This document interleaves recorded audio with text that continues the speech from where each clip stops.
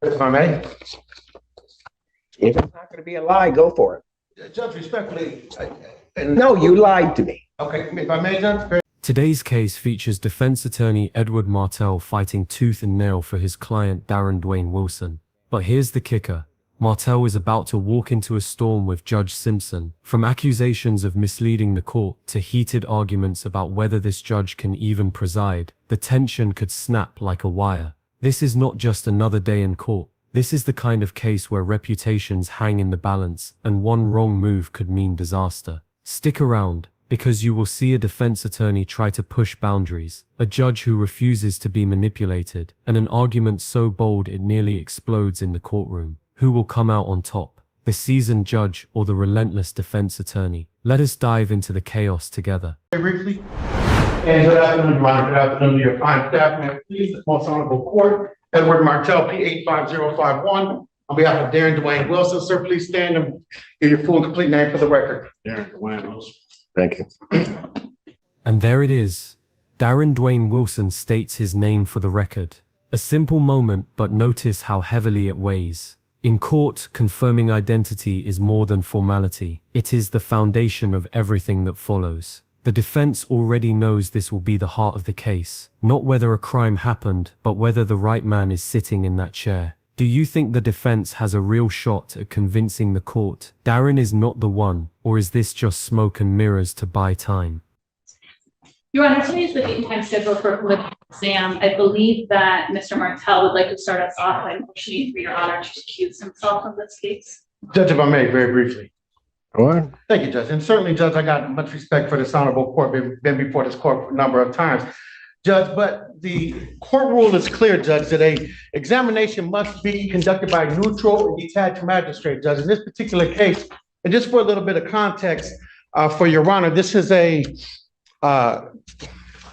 case where there's already a co-defendant, where an examination has been held, where the testimony has been taken, where the victim or complainant absolutely identifies a mixed race, ethnicity, light-skinned male, certainly not my client who's dark brown skin with barrel rolls. Here is where the defense strikes hard. The victim identified a light-skinned male, but Darren is described as dark-skinned with braids.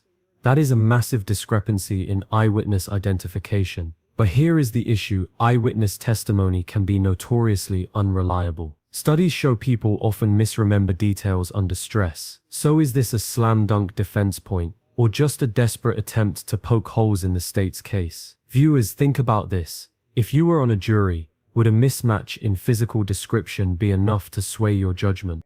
Judge, notwithstanding saying, Your Honor, did the sole basis that the people intend to introduce quote unquote identity is through the search warrants and the subsequent evidence that was purportedly obtained thereafter, Judge. I say that all to say that, Judge. I don't know what case you're talking about. Who's the co-defendant? You didn't preside over that. I could make the argument a lot more. I did not preside over it? No. So the argument that the counsel is attempting to. Well, then I'll let him finish, because I don't know, it did not even begin to ring a bell with me. It shouldn't. But if I can just streamline it, Judge.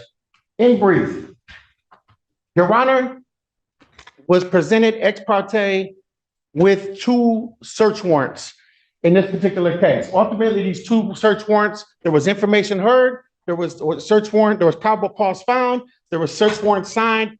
Judge, we now come before you for a separate analysis of whether there's probable cause in this case, but Your Honor, pursuant to People Be Real, which is 391-124, Judge, it certainly cannot be neutral and detached when Your Honor respectfully has already found probable cause in this case, and specifically the case law says. Whoa. How the hell do you jump to that conclusion?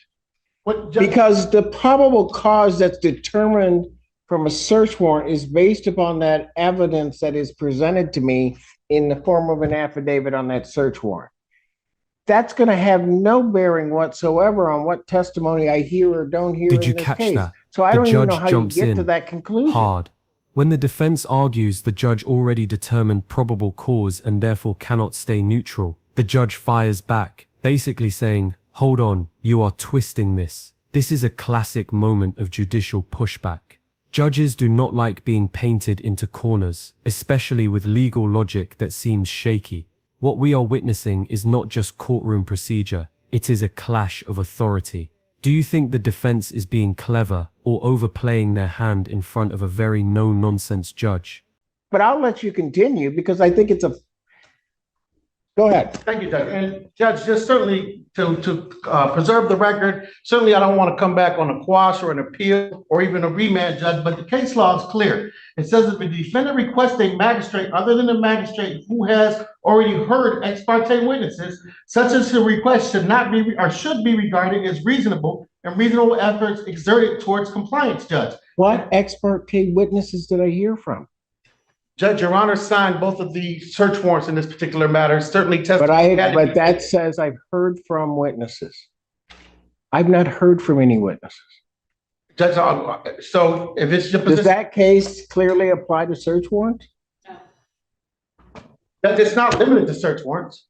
But if, That isn't what I asked you, Mr. Martel. yes, Judge. Is that applicable? I could certainly see a circumstance where I would have heard, like what you started out with, which doesn't seem to be true, that I heard something and then there would be a request that I not hear it because I've heard the witnesses or testimony. And so in that circumstance, there would be a much different analysis. But now you're trying to cite a case, apply it to something that I don't think that applies to. Judge, what I'm Just by the very words that you said. And certainly you show me that it says that a judge that has, or a magistrate that has signed a search warrant should not then hear the preliminary examination where they've made a finding. Judge, specifically, this relates to an arrest warrant, not a search warrant. However, if it's the position of the court that Your Honor has heard no testimony, sworn testimony or otherwise, then I guess our request would be moot. But I have read, so that we're clear, because you're playing fast and loose with words. So that it's clear, I would have read the search warrant. I don't recall receiving any testimony at all regarding that search warrant because I typically don't. I make a determination if there's probable cause contained within the four corners of that document, swear the individual in, sign off on the search warrant. It's really as simple as that. So if you show me a case, Mr. Martel, that says under those circumstances, the court shouldn't hear it, then show me the case. Otherwise, you're wasting my time. And there it is. The judge's patience is running thin. Notice the shift in tone. Show me the case or you are wasting my time. That is not just a casual remark. It is a warning. In legal battles, wasting the court's time with weak arguments can backfire badly. Judges can even sanction attorneys for frivolous filings. This is where strategy and ego collide. Should Martel keep pressing forward or pull back before he risks the judge's wrath? Let me know in the comments, what would you do if you were in his shoes? Judge, so acknowledged, I would say that Burrell is applicable. And I would also humbly submit, Judge, as the position of the court, that anything outside the four corners of the exam transcript has been analyzed or sworn to, then it would certainly fall. Then you're going to need to file a motion so I can, if it doesn't bear out, I can find it frivolous and I'm going to adjourn this and then I can sanction. You need to file a written motion. How long is that going to take you? Judge, How long is that going to take you? Judge, certainly. How long is that going to take you? If you cannot answer that question, then I will take a recess. I will give you time to think about that. And then I will come back and I need your time frame for how soon you can file the motion. In fact, why don't we just do Judge, that? we're prepared to proceed. Why don't we just do that? You can take him back. Court's going to stand in recess. All right. Court recalls case of the people versus Darren Wilson. And good afternoon once again, Your Honor. Good afternoon to your fine staff. And please, this most honorable court, Edward Martel, P 85051, on behalf of Darren Dwayne Wilson. Please state your name once again for the record. Have a seat. So, Mr. Martel, you know, I'm a bit concerned. I just take what people give me. But I'm just going to say this. You lied to me at the very beginning of your argument. This is the moment everything flips. Judge openly accuses Attorney Martel of lying to the court. That is not a word judges throw around lightly. In fact, calling an officer of the court a liar is one of the most serious rebukes a lawyer can face in open court. The tension here is electric. If the judge truly believes Martel tried to mislead him, the credibility of the defense crumbles. Imagine being the client watching your own lawyer get grilled like this. Would you still feel confident in your defense? I went back, had my staff go back. You said that I held a preliminary examination on the co-defendant. I couldn't recall it, but it's not true. That was an absolute falsehood and misrepresentation to this court. Ms. Hughes then points that out, but I'm still not sure. On the break, I go back, have my staff look it up, which was some doing, but if the case that you're referring to as a co-defendant is Christopher Harrison, that case number for reference is 24F22251, our case number. That is not the circuit court case number. I didn't handle that exam. Judge Barr handled that exam. So your initial argument regarding recusal started with and I hate using the word, but it's true. It started with a lie.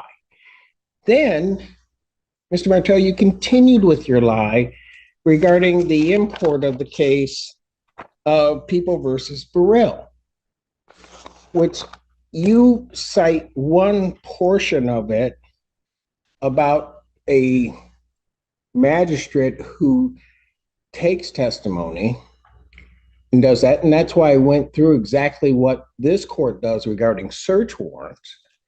And then you cite a portion of that, and I think intentionally skipped over the first part of that paragraph to mislead this court. And I'll tell you what it says. It says, whereas here, an affidavit presented to a magistrate was in conclusory form, which I'm sure those search warrants were, and did not state any of the underlying or operative fact, and no witnesses were examined, which they weren't, we can perceive no prejudice to the accused in having the magistrate who issued the arrest warrant, which is different, preside at a preliminary examination. If I may? If it's not going to be a lie, go for it. Judge, respectfully. No, you lied to me. Okay, if I may, Judge, very briefly, I think the record will reflect it. When I cited or spoke about a preliminary examination, I didn't speak directly as to this court having held it, but it having been previously held. I was not present at that particular examination. However, Judge, certainly I would make no false representations as to who held it or who didn't hold it. I think I just provided that for context. You want me to play it back? Judge, I certainly do not. But you want me to play it back? Judge, I certainly, if Your Honor, some other time wants to, that's fine. No, if you're going to sit up here and tell me you didn't lie to me, you want me to play it back? It certainly cannot be neutral and detached when Your Honor respectfully has already found probable cause in this case, and specifically the case law says. Whoa. How the hell do you jump to that conclusion? Judge, then I stand corrected, Judge, but I certainly intend to make no misrepresentations of the context. The main argument is what it is. And certainly Your Honor is not barred from presiding over this exam. But again, and I've spoken with my client in the basis of just preserving the record and putting forth this argument, certainly mean no disrespect, harassment, or delay to the people. Judge, we're prepared to proceed. If Your Honor intends to deny, that's fine. Again, we're prepared. I don't know what your motion is, because everything that is presented to me is not it. Ms. Hughes, do people have anything to say regarding this? I have quite the record to make regarding the one thing that I absolutely have to say, even though I think this argument is clear and where this situation is headed is clear, but the thing that needs to be abundantly clear, I do have a lot to say about the law and I do have my own cases to cite, but if Your Honor doesn't need those, I'll set that aside. But the thing that needs to be said is the search warrants that Your Honor reviewed are what led to the pertinent testimony today. They did not include the pertinent testimony that would be heard today. Your Honor signed off on search warrants that include facts that frankly are not being contested. The defense is not contesting that these crimes occur. They are contesting the defendant's identity. The search warrants led to evidence of the defendant's identity, facts that Your Honor has never heard before, which is where we're about to go. But frankly, the law that I'm choosing not, maybe I just need to, the law is actually clear that a judge who has reviewed and approved a search warrant, even on facts that they will later hear, that is okay, that procedure is okay. And specifically, I turn to... And now the prosecution steps in, and notice how sharp their tone is. They essentially say this entire motion is meritless, and case law already supports the judge's ability to preside. By citing multiple cases, both old and new, the prosecution is reinforcing the message. The defense's argument is not just weak, it is legally futile. This is more than legal sparring, it is reputation defense. When prosecutors see an attorney accused of forum shopping, trying to dodge a tough judge, they go on the offensive. Do you think this was a strategic masterstroke by the prosecutor, or just piling on while the defense was already cornered? People v. Cameron, which is an unpublished case of the Court of Appeals from 2013, and Cameron is Cameron. And in that case, not only did the judge review and approve the search warrant, but that judge went on to be the trial judge, a bench trial judge. And the Court of Appeals said in that case, so the issue that went up to the Court of Appeals was the defendant was claiming that his trial attorney was ineffective by not trying to recuse that judge. And the Court of Appeals said, failing to advance a meritless argument or raise a futile objection does not constitute ineffective assistance of counsel. That is what the Court of Appeals said about trying to recuse a judge who has previously reviewed a search warrant. The other case that is specifically on point is a much older case. It's from 1971. It's People v. Pitchford, 3-3 Mish at 299, 1971. In that case, the defendant actually, at the preliminary exam, wanted to attack the search warrant that the judge approved. And that judge that had approved the search warrant at issue went on to be the preliminary examination judge. Mind you, on appeal, it wasn't that exact issue. It was more of a statutory interpretation issue that went up on appeal. But the Court of Appeals in that case said the statutory interpretation would have led to the same procedure, that the search warrant judge would have become the preliminary exam judge, and then they affirmed, and the case went back down for exam. But in that case, we don't even have a case where the defense is trying to say that Your Honor inappropriately approved the search warrant. And we don't have a case where the defendant is even trying to contest any of the facts that were in the search warrant. Sorry, from having nothing to say, I always have a lot. No, that's fine. Anything else, Mr. Just very Martel? briefly, and I certainly respect Because I'm going to tell you that, quite frankly, Mr. Martel, one may have to convince me why you have not, only in terms of your misleading of this court, attempted to try to have this judge recused for the purpose of forum shopping. Absolutely. Because, I think so. Because originally I had to step into this case. Boom. The judge just dropped the hammer accusing Martel of forum shopping. That means trying to manipulate which judge hears the case, hoping for someone more favorable. Judges hate this because it challenges the integrity of the system itself. If Martel truly was angling to push this case to another judge, this could backfire spectacularly, not only in this case, but for his professional reputation. Here's a question for you. When lawyers push too hard for an advantage, should judges crack down, or should they allow the defense leeway to fight however they can? And I can tell you, you probably weren't necessarily real excited about it. But that's the way that the system works here. And so I think you're continuing on with that. And because there's no other reason, I think, to try to bring this frivolous argument. Judge, respectfully, I certainly enjoy practicing before Your Honor, and I certainly had no intent to misspeak this court, or in fact, I'm going to pull the exam or the transcript thereafter. As far as I don't believe any misrepresentations were made to this honorable court, Judge. I stand firm on my word. At the end of the day, I think there's a basis for our argument to put forth. If it's the position of the court that it's not, certainly, Your Honor, we will move forward with your denial, and we're prepared. I have not ruled. You will hear my ruling loud and clear. Yes, but do Judge. not presume that I'm going to deny it. Before I stepped off the bench, I asked, and I think properly so, your motion should be in writing.